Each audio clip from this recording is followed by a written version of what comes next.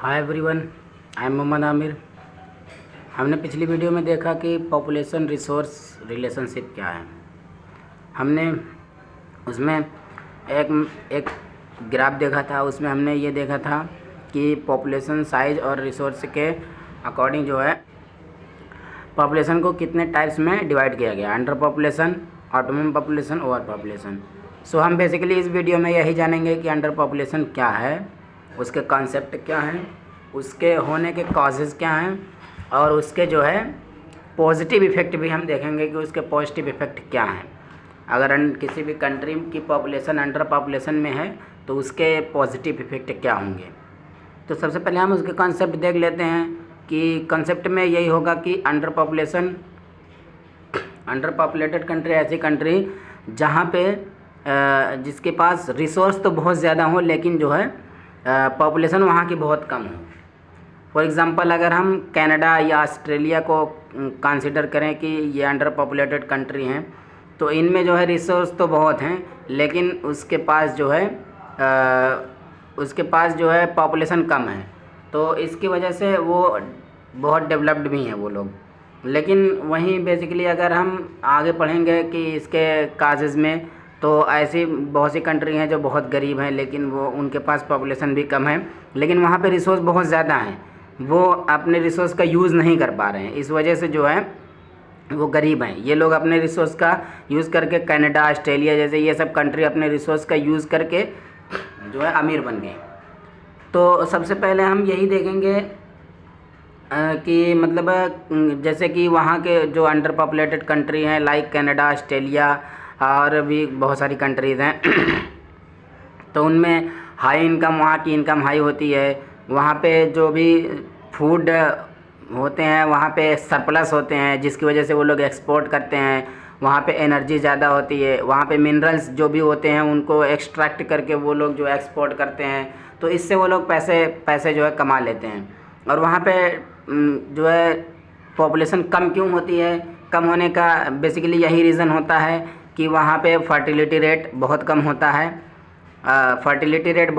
है। वहाँ पे लोग इमिग्रेंट होते हैं, मतलब वहाँ से लोग ज़्यादातर लोग दूसरी जगह चले जाते हैं।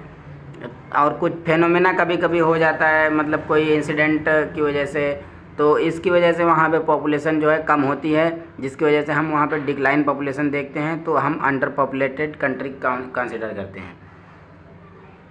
सबसे पहले हम देखेंगे कि इसके काजेज़ क्या हैं।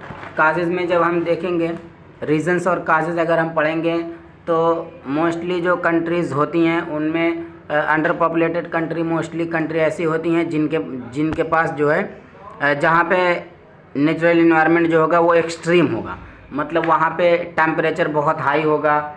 और टेम्परेचर बहुत हाई होगा वहाँ पे ह्यूमिडिटी जो होगी, रिलेटिव ह्यूमिडिटी वहाँ पे ज़्यादा होगी। रेनफॉल वहाँ पे बहुत कम होगी, जिसकी वजह से हम रेनफॉल ज़्यादा होगी, कम नहीं होगी। बेसिकली यहाँ पे रेनफॉल बहुत ज़्यादा होगी, तो हम ऐसी जगहों को अंडर पॉपुलेटेड कंट्री में कंसिडर करते हैं।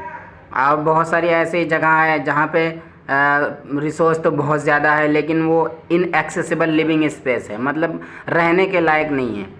तो ऐसे भी जगह हम अंडर पॉपुलेशन में कंसिडर करते हैं, जैसे कि सरगोसा सी नॉर्थ अटलांटिक ओशियन में पाया जाता है। सरगोसा सी यहाँ पे रिसोर्स इतने ज़्यादा हैं लेकिन इसको हम यूज़ नहीं कर पा रहे हैं, इसको हम एक्सट्रैक्ट नहीं कर पा रहे हैं क्योंकि वहाँ पे हम पहुँच नहीं सकते, जिसकी वजह मतलब ये इनएक्सेसिबल लिविंग स्पेस है। तो इसकी वजह से ये अंडर पॉपुलेटेड है। ओबिडोज़ एक है, ब्राज़ील में एक जगह है, यहाँ पे भी बहुत सारे रिसोर्स हैं लेकिन हम उसको यूज़ नहीं कर पा रहे हैं। तो ये भी यहाँ पे भी पहुँचना बहुत मुश्किल है, बहुत कम ही लोग यहाँ पे रहते हैं। केटांगा है, कांगो में केटांगा एक जगह है, वहाँ पे भी मतलब बहुत कम लोग रहते हैं लेकिन यहाँ पे रिसोर्स बहुत ज़्यादा है। तो ऐसे बहुत सारे रीज़न्स हैं, काजेज़ हैं जिसकी वजह से हम अंडर पॉपुलेटेड कंट्री हैं। टेक्नोलॉजी भी इसका एक वो हो सकता है कि वहाँ पे टेक्नोलॉजी ना होने की वजह से हम उसका रिसोर्स यूज़ नहीं कर पा रहे हैं। तो ऐसे बहुत सारे रीज़न हैं। फॉर एग्ज़ाम्पल अगर हम देखें कि कौन सी ऐसी जगह है, ज्योग्राफिकली अगर हम देखें तो कौन सी ऐसी जगह है जहाँ पे अंडर पॉपुलेशन होती है, जैसे कि नॉर्थ पोल में अंडर पॉपुलेशन है, साउथ पोल में अंडर पॉपुलेशन है। बेल्ट ऑफ डोल्ड्रम मतलब 10 डिग्री नॉर्थ और 10 डिग्री साउथ को, मतलब 10 डिग्री नॉर्थ और 10 डिग्री साउथ के बीच का जो एरिया होता है उसको हम बेल्ट ऑफ डोल्ड्रम बोलते हैं। तो इन सभी रीजन्स में जो है कोस्टल आइलैंड का जो भी कोस्टल एरिया होगा वहाँ पे भी पॉपुलेशन कम ही होगी। तो वहाँ पे ये सब जगहों पे रिसोर्स बहुत ज़्यादा होते हैं लेकिन पॉपुलेशन कम है, तो इस वजह से हम अंडर पॉपुलेशन में काउंट करते हैं।